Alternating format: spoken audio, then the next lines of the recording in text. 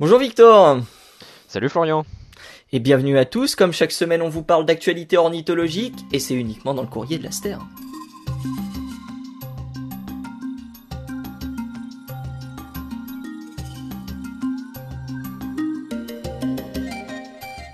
Comment ça va mon cher Victor?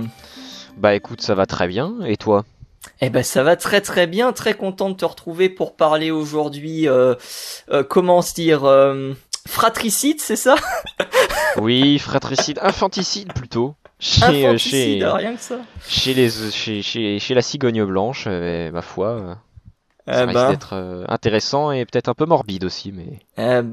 Écoute, pour éviter que justement ça devienne trop morbide, je vais commencer cette émission, si tu veux, avec une petite vidéo que je t'ai diffusée, que je t'invite évidemment à regarder. Et vous l'aurez aussi évidemment sur YouTube, si vous regardez cette émission sur YouTube.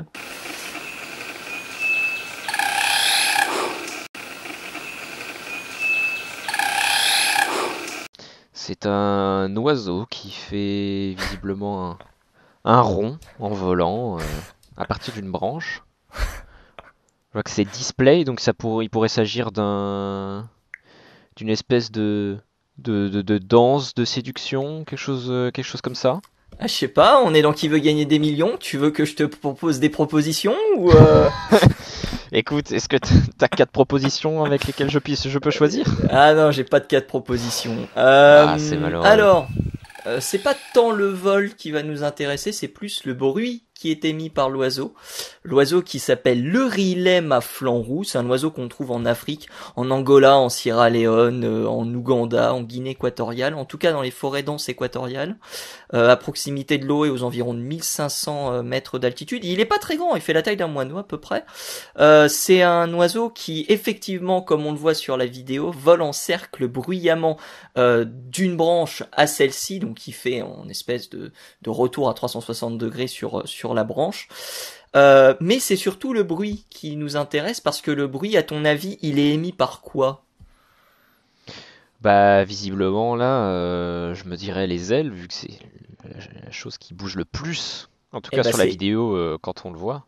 Eh ben c'est effectivement les ailes, le son que vous entendez, l'espèce de brit que vous entendez, c'est un son qui est émis grâce au plumage de l'eurilemme à flanc roux.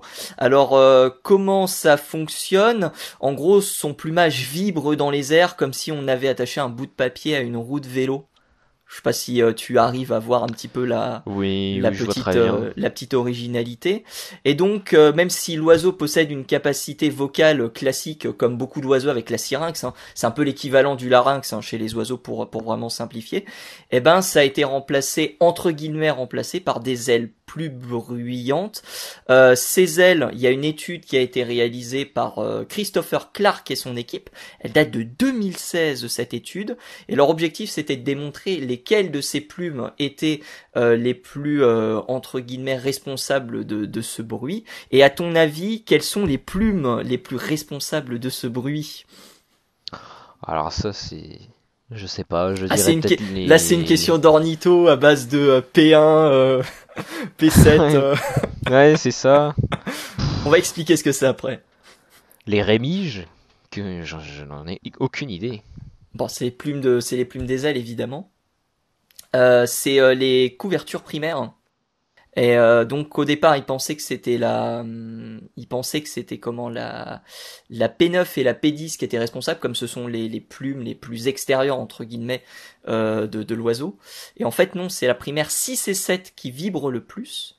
Alors pour faire simple, en fait, on classe les plumes des oiseaux en partant de l'intérieur de l'aile vers l'extérieur de l'aile pour les primaires et de l'extérieur de l'aile vers l'intérieur de l'aile pour les secondaires. Il y aura une image hein, sur YouTube qui vous expliquera un petit peu mieux tout ça.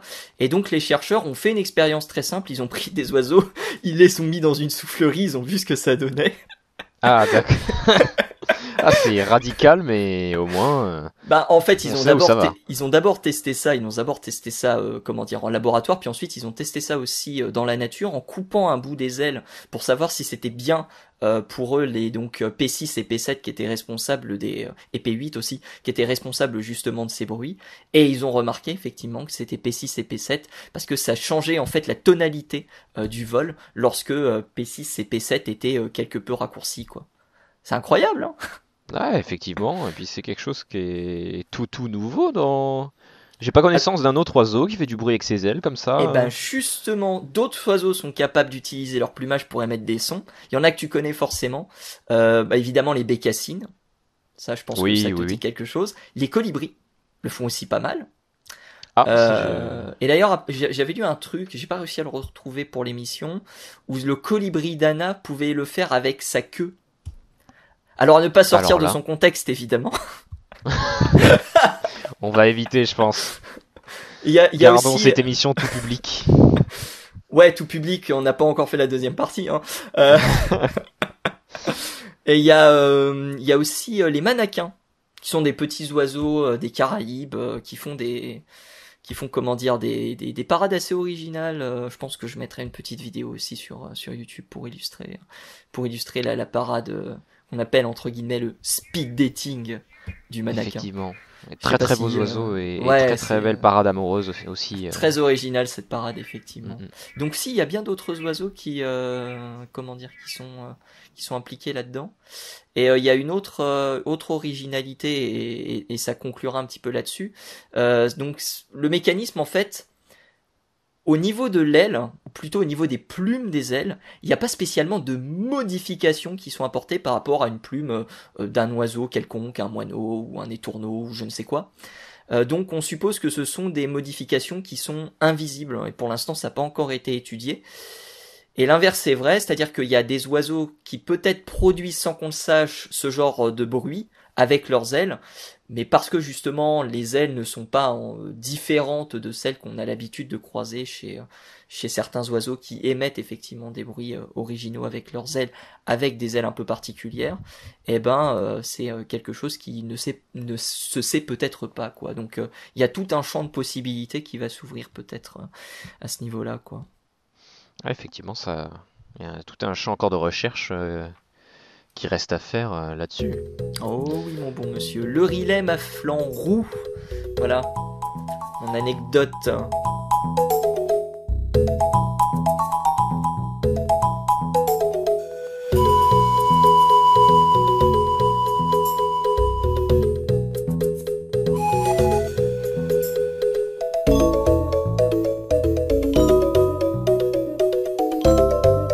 Donc, toi, Eh bien, passons à ma toute petite rubrique.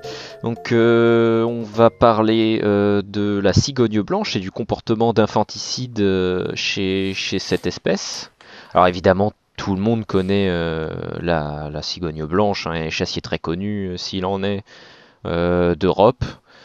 Ma foi, avec des comportements qui la distinguent, notamment, par exemple, le chant qui est fait à base de claquements de bec typiques qu'on entend lorsqu'elles nichent dans leur nid, que tu as probablement déjà entendu, je pense. ouais, ouais, ouais, j'ai jamais été en Alsace, mais j'ai déjà expérimenté ce claquement de bec. Je sais pas comment ça se Et- dit, je sais pas s'il y a un mot. Ben, c'est une très bonne question. Je sais pas s'il y a un mot non plus, il me semble pas. Si vous avez la réponse, n'hésitez pas à la donner. Effectivement. Bon, échassier principalement carnivore et qui niche dans nos régions. Petite découverte que j'ai fait sur Twitter donc la semaine dernière, et il y a eu le partage d'une petite vidéo avec un comportement d'infanticide. Je pense qu'on le diffusera sur YouTube. Je l'ai pas d'enregistré ici Oui, pour oui, pouvoir oui, te on le la diffuser. diffusera. Oui, Mais ce sera diffusé voilà sur la vidéo. Donc on peut voir l'adulte qui saisit un jeune, qui le met au-dessus du vide et qui s'en débarrasse tout simplement. Et c'est Alors, il n'arrive pas un totalement à le mettre au-dessus du vide. Il bah, percute le nid avant de tomber. petit dommage collatéral, c'est bien malheureux, le pauvre. Alors du coup, Mais qu'est-ce eh que ça nous dit ben, ça? eh bien, qu'est-ce que ça nous dit? C'est que le comportement d'infanticide, au final, c'est pas un comportement qui est non plus extrêmement répandu. En fait, avec les recherches que j'ai fait, en tout cas, c'est un comportement qui est surtout présent, notamment chez les mammifères, comme vous le savez, comme tu le sais certainement, et comme vous le savez aussi certainement, les auditeurs, le lion est l'exemple le plus connu. Il provoque des infanticides afin de provoquer ensuite l'ovulation des femelles pour ensuite s'accoupler, Ok. lorsque les petits sont pas de lui en tout cas. Il va y avoir ça aussi chez certaines quantités d'espèces de primates, il me semble notamment les babouins d'Afrique qui vont avoir aussi ce type de comportement. Et chez les oiseaux, c'est pas quelque chose d'extrêmement commun, en tout cas vu mes recherches. C'est un comportement qui n'a pas du tout la même raison, en tout cas que chez les mammifères, parce que c'est pas pour la reproduction. En fait, c'est une histoire de disponibilité des ressources, ce qui semble assez logique.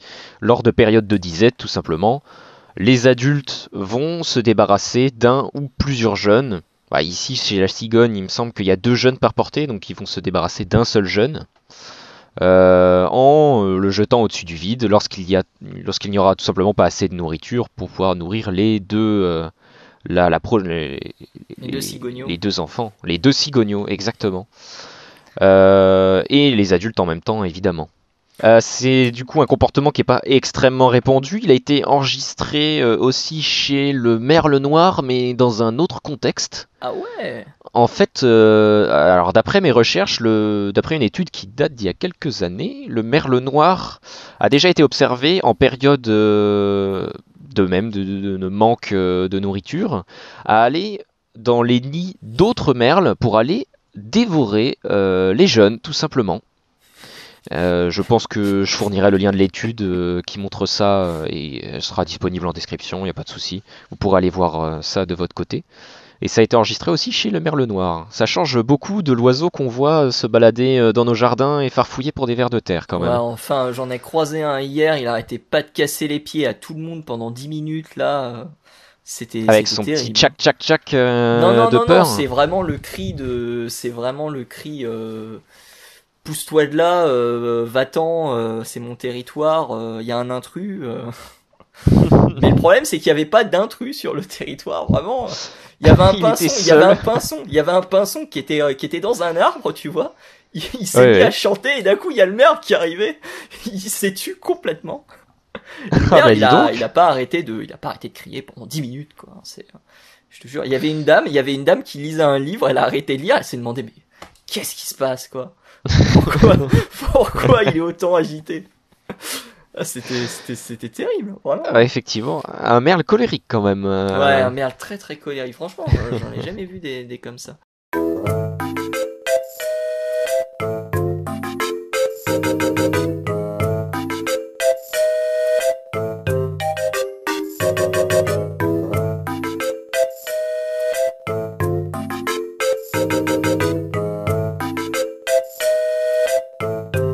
Tiens, fun fact, on parle pas du merle mais du coucou.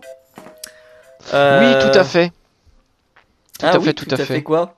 Bah en tout cas, alors après je sais pas si t'allais faire la même réflexion que moi, mais je m'étais fait une réflexion à propos du coucou et c'est pour ça que ça m'évoque ça aussi pendant mes recherches. Je m'étais demandé si on pouvait qualifier ça d'infanticide aussi. Bah, bonne question, en fait, je qualifierais plutôt ça de fratricide, peut-être, Ouais, oui, oui. dans ce sens-là. Après, est-ce que ce serait pas le coucou qui en soi, en mettant l'œuf dans le nid d'autres oiseaux, provoque ensuite c'est peut-être plus une question d'éthique et Alors, de définition de termes que scientifique, mais ça m'avait traversé l'esprit. très très intéressant qui est sorti il y a 3 jours sur Twitter au moment où on enregistre l'émission, sur le coucou justement. J'ai appris que la grande majorité des éjections avaient lieu pendant que les parents étaient au nid. Ah bah Ouais, c'est incroyable, hein. alors ça quand même, on en apprend une belle. Je mettrai évidemment la vidéo du GIF sur YouTube.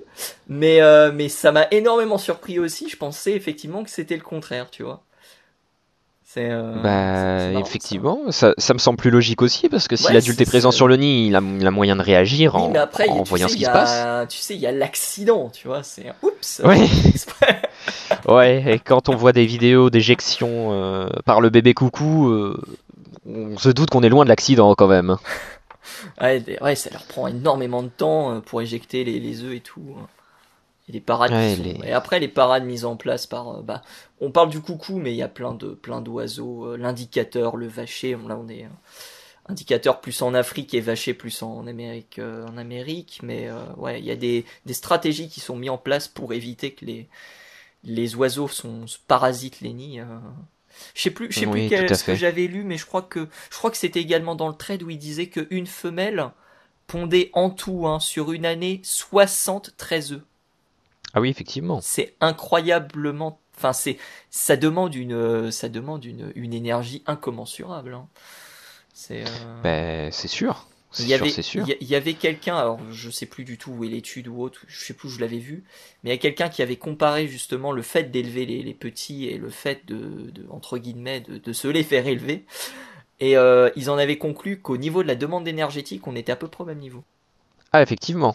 Parce Mm. que ouais, intuitivement, on pourrait se dire que c'est beaucoup plus conservateur en énergie Mm. d'aller pondre dans les nids d'autres oiseaux, mais j'imagine qu'il y a de l'énergie qui est allouée à la recherche. Euh, Déjà, l'énergie ouais, et qui est puis, allouée à la surveillance. Si ça marche pas, ben effectivement, faut refaire comment dire, faut retrouver un nid, faut repondre un œuf, etc. Donc c'est très demandeur en énergie, hein. Donc, oui, et effectivement, ouais. on va partir chez le fou de Grant. Est-ce que tu connais le fou de Grant? Alors le fou de Grant, non, je ne connais pas ce fou en Parce que particulier. tu parlais justement du fait que l'oiseau éjecte enfin tue le deuxième petit par manque de nourriture. Et ben chez le fou de Grant, il y a deux œufs qui sont pondus. Le premier poussin naît environ 5 jours avant le second. Le premier poussin, du coup, traîne le petit hors du nid et les parents, du coup, ne le voient pas et le petit se fait dévorer. Et ce qui est super intéressant, c'est qu'une étude que je n'ai pas, donc je vais essayer de la retrouver pour vous la mettre dans le complément, a démontré que les fous de Grant pouvaient réussir à nourrir les deux poussins sans difficulté. Ah, et du coup, quel est l'avantage Eh ben, j'en sais rien. D'accord. Et ben, un autre domaine de recherche à creuser, Eh ben, encore une fois. je sais pas du tout. Sincèrement, les fous de Grant, c'est original. Pris quelques petits trucs sur eux, c'était assez marrant. Pareil, Mais de, René Roman l- sur le groupe qui nous a gratifié de cette petite découverte. Mais mais j'essaierai de creuser moi de de, mon côté pour cet oiseau. mais de la même manière que le fougue de Grant a une ponte asynchrone, comme tu dis, bah, la cigogne fait pareil. Elle pond ses œufs, il me semble, tous les 2 jours, Mhm. quelque chose comme ça. Et il se trouve que l'œuf qui est pondu après le premier, donc le second, et généralement a un taux de survie qui est plus élevé que le premier. Ce Ah qui est ouais? assez étonnant. Ah, c'est marrant ça, parce que Et, justement, je m'attendais à ce que le et premier soit plus favorisé. bah oui, effectivement. Et ne sait pas vraiment pourquoi, il me semble. Incroyable. Parce que justement, on parle des rapaces. Non, on parle pas de rapaces, c'est moi qui, dans ma tête, parlais de rapaces. Euh, on parlait de ces oiseaux. Moi, ce qui me vient, c'est les rapaces parce que justement, ils ont une ponte également asynchrone. Et lorsqu'il y a un manque de nourriture, le plus jeune entre guillemets est dévoré comment dire, par celui qui est né en premier et par les parents. Pour Mais je croyais que ça assurerait, tu vois, davantage de succès reproducteur. C'est-à-dire que en gros le comment dire, le jeune peut survivre jusqu'à l'âge adulte, ce qui est généralement assez rare dans le monde des oiseaux, hein. Je crois qu'on a combien 60-70% de pertes en moyenne chez Ouais, les alors oiseaux ça, au niveau de la nidification. Chez moi, certains j'aimerais pas oiseaux, m'aventurer dans les statistiques, mais cer- c'est beaucoup. ouais, C'est beaucoup. chez certains oiseaux, c'est même beaucoup plus. Donc, ouais, il y a effectivement de ça, quoi. Ok. Eh Est-ce bien, que tu as voilà. d'autres choses à rajouter? Bah écoute, c'est ce que j'avais à dire en tout cas sur ce petit comportement qui m'avait étonné, parce que je savais pas que la cigogne présentait ce comportement-là. Et il faut rappeler néanmoins que ça reste un comportement qui est assez rare et qui est très très rarement observé. Ah ouais, Donc, d'accord. ouais, ouais, ouais. Ah, mais Et c'est pas en si... règle générale, de toute façon, l'éjection des poussins chez les oiseaux, c'est un phénomène qui tient plus de l'exception que de la règle. Hmm, ouais, effectivement. Ouais, l'objectif étant d'assurer le succès reproducteur, forcément lorsque tu ponds deux œufs, avec deux ou trois, hein, qu'importe le nombre, ton objectif c'est de faire en sorte que tous parviennent à atteindre entre guillemets l'âge adulte, quoi. Ou du moins l'âge de maturité pour se reproduire. Donc, Ouais, tout à fait. eh ben, c'était bien sympa tout ça. Eh bien, ma foi, encore, on aura appris d'autres choses encore. Eh bah ouais, et effectivement, c'est le but de l'émission. On se retrouve du coup la semaine prochaine Tout à fait. Eh bien, pour écoute, une, à pour la une semaine nouvelle. prochaine. Exactement, pour une nouvelle émission. Merci à tous de nous avoir écoutés et rendez-vous donc la semaine prochaine pour un nouvel épisode du Courrier de la Sterne. Salut à Salut tout tous. le monde.